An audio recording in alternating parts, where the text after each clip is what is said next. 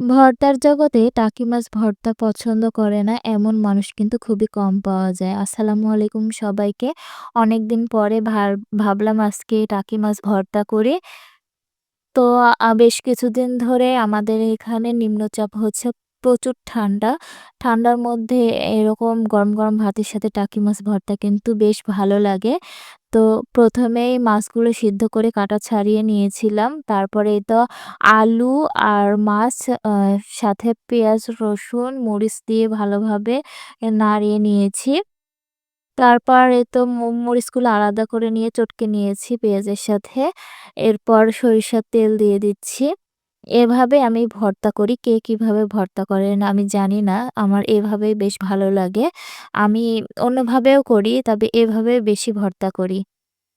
আর ভর্তার মধ্যে টাকি মাছ ভর্তা কিন্তু বেশি পছন্দ আমার। তো এই তো ভর্তা রেডি। তো আজকে এ পর্যন্তই। আবার দেখা হবে ইনশাআল্লাহ। সবাই ভালো থাকবেন, সুস্থ থাকবেন।